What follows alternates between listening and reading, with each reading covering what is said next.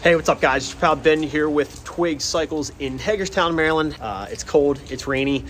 We got some sleet, we got some ice coming down here. So I'm actually going to go up to our warehouse where I have a 2023 Polaris Sportsman 450 power steering that we're gonna do a quick walk around and just get to know the machine a little bit closer. So let's rock and roll.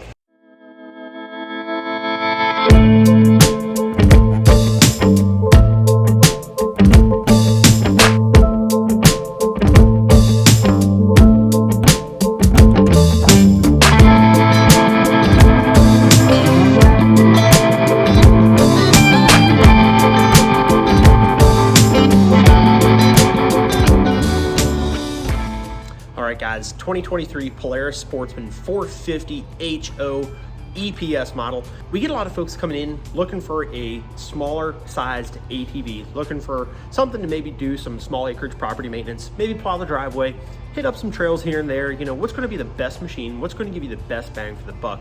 And truly, I believe in the 450 class ATV market, the Sportsman 450 is going to give you the best bang for the buck. So the Polaris Sportsman 450 is somewhat in a class of its own. It's not even a 450, even though they say it right here on the side. The reason they call it a 450 high output or 450 HO is because this is actually a 499cc single cylinder motor.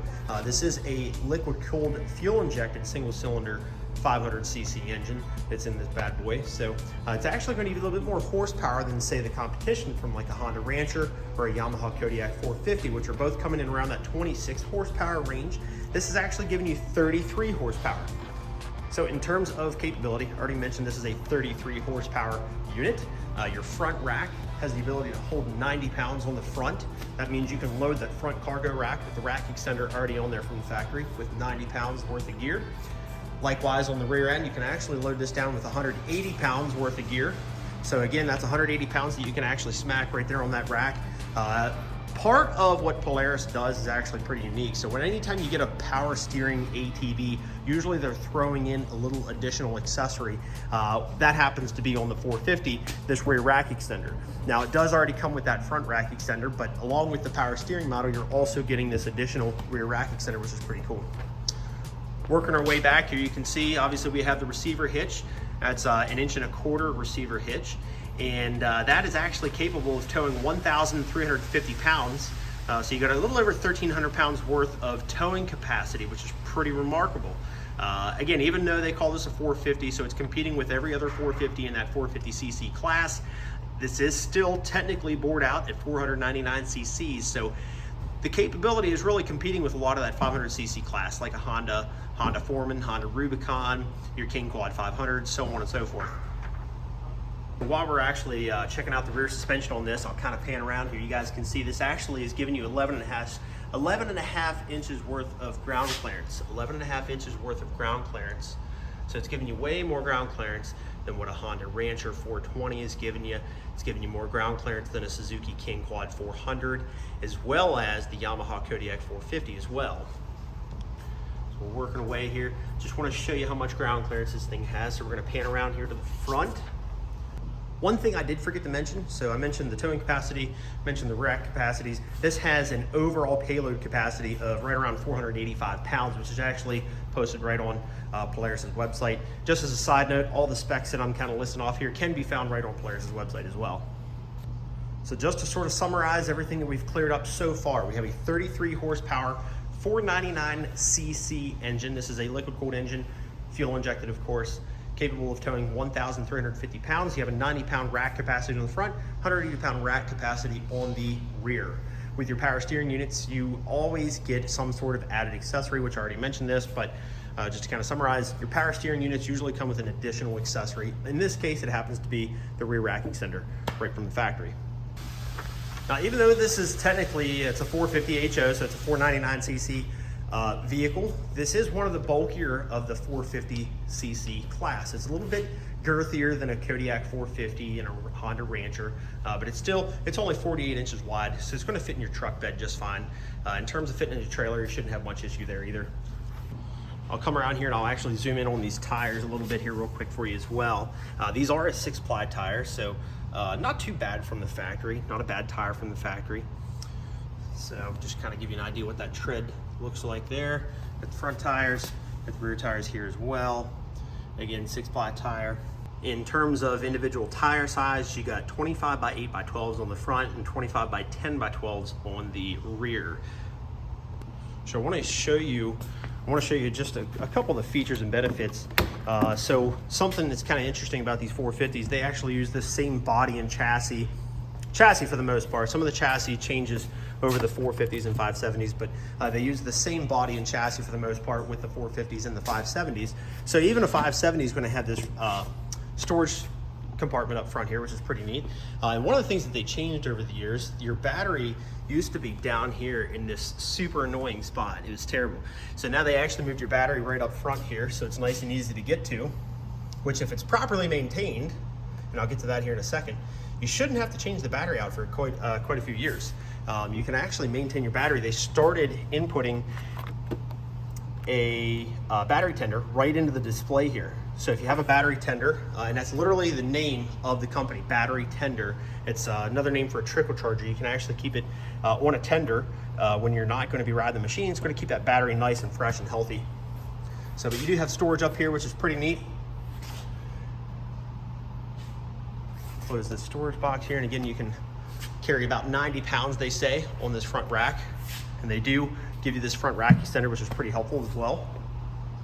Now, if this were a 570, you get the front rack extender, the rear rack extender, as well as the front brush guard.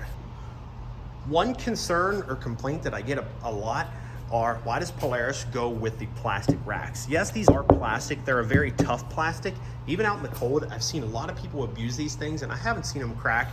It's not to say that it cannot crack, but I will say there's actually metal tubes up underneath here. And if you feel, there's actually metal cleats up underneath some of these holes. So you do still have some metal foundation there that you can actually hook and tie to, but all these holes serve a purpose. So Polaris has their lock and ride accessories that you can actually lock your accessories in here, like a gun boot, so, you know, stuff like that. But all these holes actually serve a purpose. And I will say the rack design that Polaris went with on these does give you a little bit more surface area to throw stuff on. You know, you don't have as many holes to worry about as like a traditional rack system that's just tubular. This gives you a little bit more surface area to, you know, obviously you can see that you got the bucket cutouts and stuff like that. So it just gives you a little bit more surface area to tie stuff down with. As far as the cockpit goes, up here on the left-hand handlebar, you can see they only give you one brake. It controls both front and rear brakes. It has a little bit more braking power on the front than it does on the rear. If you want dedicated rear brake, you have one right down here by your right foot. So I'll go ahead and turn the key on here. You can kind of see what the display looks like a little bit. You have a speedo button and a reverse override. I'll get to that here in a minute, but you have your engine cutoff, emergency cutoff switch there. You have your headlights off, low and high beam. And again, brake levers right there, controlling front and rear brake power. Get your brake reservoir right there. And your display up here, you can see we have a 12-volt accessory outlet. We have our battery tender, which I covered there a minute ago. Key, obviously, this starts up just like a vehicle. So once you squeeze the brake, turn the key the whole way to the right, the machine will fire up. And then up here, you have your throttle and your 2-wheel drive and all-wheel drive actuator. Now, something that's pretty cool, so obviously you have this very informative display. It's going to give you your gas, your RPMs, your miles per hour, what gear position you're in. You'll see, if I switch gears, you can see it. We got a gear position sensor right there. It'll give you your time right there at the bottom, gives you everything you possibly need to know. You can actually hit the arrows here, you can go through the display. The arrows are going to control the middle of the display here, and anytime you hit mode, it's going to control the top of the display. So usually I like to just have battery voltage and then my miles per hour up there at the top. This button here, if I just tap it, it does go through the display. So you can see it goes through the middle of the display there for me. And then if I actually press and hold this, this acts as a reverse override. Something else that's actually really neat on these, about a year or so ago, Polaris changed up their power steering system on these. You can actually go in here and set the sensitivity on your power steering. So if you go into the settings, hit the arrow until you get to EPS. Right now it's set on medium. I'm going to hit select. And I can hit low sensitivity, medium sensitivity, or high sensitivity. Usually if you're doing any low speed stuff, if you're plowing the driveway, or if you're doing some rock crawling, put it in high so it's a little bit easier to steer. Obviously if you're ramming and jamming down trails, a lot of folks like a little bit less sensitivity, so you can put it on low, or you can put it right there in the happy medium. Yeah. And that just about covers the facts, features, benefits on the 23 Polaris Sportsman 450 power steering. Now they do have a few variations of the 450 which are live on Polaris' website. You can go to their website and see all the variations and colors that they have available. This one happens to be the Sportsman 450 power steering model. And again, just to summarize for a third time, summarize some of the features and benefits this thing has. Obviously 90-pound front rack capacity, 180-pound rear rack capacity, capable of towing 1,300 pounds worth of, cargo. If you want to tow a trailer, if you're pulling jet skis around, pulling a trailer with mulch and stuff like that, you're capable of towing 1,350 pounds with this machine. This is giving you a little over 11 inches worth of ground clearance, so it's going to be great for trail riding if you ever decide to do that.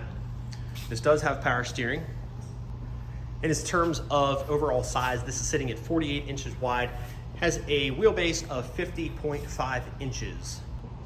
Now, in terms of who I think this machine is intended for, again, we get a lot of folks coming in asking for, what machine is going to be the best bang for my buck. I'm looking for just a small acreage. I got maybe 2 or 3 acres, maybe 5 acres that, I'm just maintaining the property a little bit here and there, pulling garden trailer, plowing the driveway, but occasionally I want to hit up some trails and stuff like that. So what's going to be the best bang for the buck?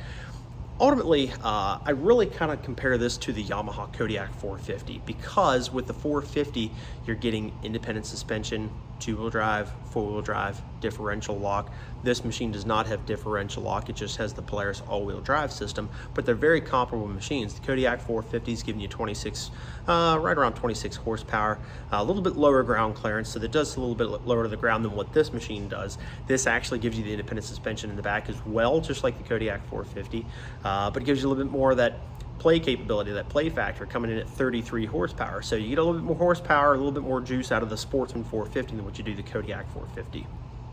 Also, something else I will say about this has the ability to carry way more stuff. There's way more storage in this Sportsman 450 alone than the Kodiak 450. So in terms of storage, you have more capability here with the Polaris. This machine here is coming in at $82.99. Again, this is a power steering variation of the Sportsman 450s. You can get a Sportsman 450 for right around $7,000 even, coming in at $69.99 roughly, which is, like I say, it's right on Polaris' website. There's 3 different variations you can get of these. But this is very comparable if you're competing with maybe Honda. The price point, the features, the benefits are very comparable to a Honda Rancher. And that's pretty much a wrap up, guys. That's a 2023 Polaris Sportsman 450 power steering. Great unit, great brand, great manufacturing company. If you're looking for something for some smaller acreage property use, hauling the mulch, pulling a trailer, pulling the jet skis around the driveway, stuff like that, plowing the driveway, maybe even doing some trail riding, stuff like that, nothing too crazy, this is the machine you need to be checking out. Like and subscribe. Appreciate you guys for checking me out and watching. Thanks so much.